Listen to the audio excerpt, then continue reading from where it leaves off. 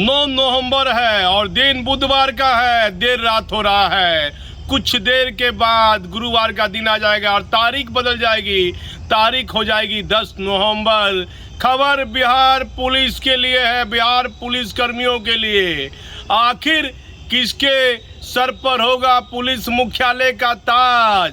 मतलब मेरे कहने का मतलब, हमारी खबर का मतलब कि बिहार का अगला डीजीपी अब कौन होगा? क्या राज्य सरकार ने जो यूपीएससी के लिए रिमाइंडर किया था दूसरी बार कि यूपीएससी को कि 3 नाम भेजिए, क्योंकि लगातार बिहार के डीजीपी पर सवाल उठने लगा था। सिंघल साहब, आपसे हमारा कोई मतभेद नहीं है। लगातार 2 सालों तक आपकी हर कार्यशैली पर हमारा चैनल सवाल उठाता रहा। ऐसे सिंघल से हमारा कोई मतलब नहीं है।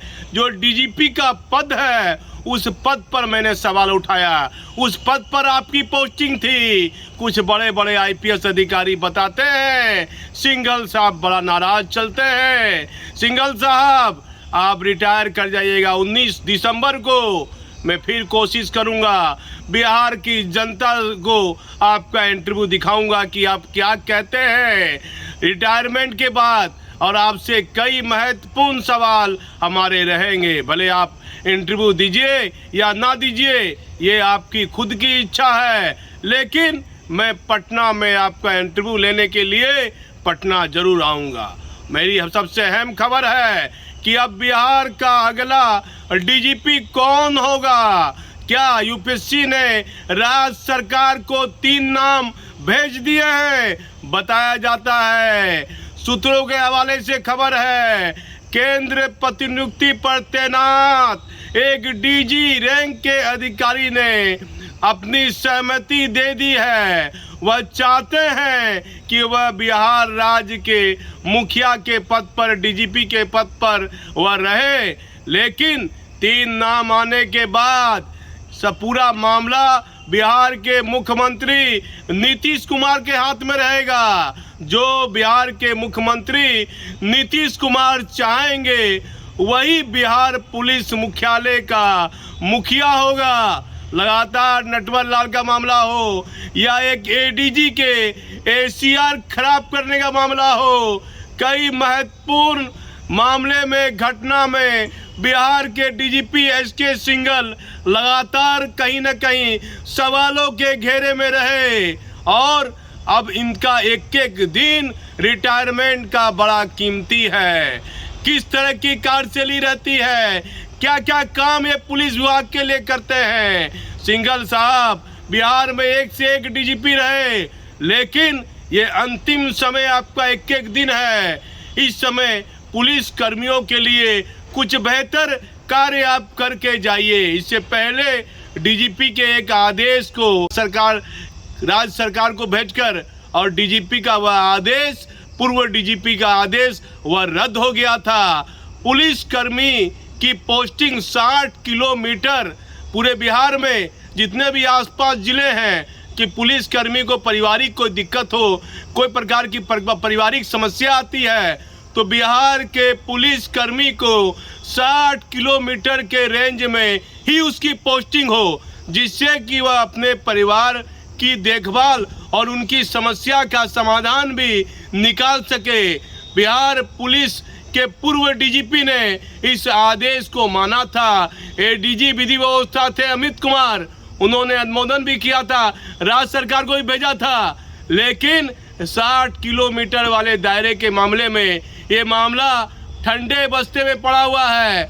बताया जाता है अभी तक ना एडीजी अमित कुमार ने या पूर्व डीजीपी ने, ना वर्तमान डीजीपी ने इस पर ध्यान नहीं दिया है। 1 लाख से भी अधिक पुलिसकर्मी है पूरे बिहार में।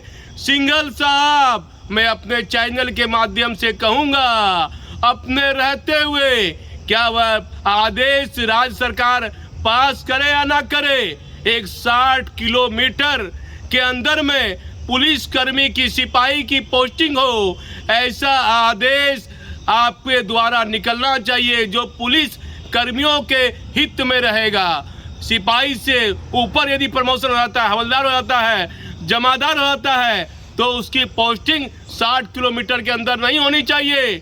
लेकिन सिपाही पुलिसकर्मी बिहार पुलिस के लिए बहुत महत्वपूर्ण कड़ी रहता है।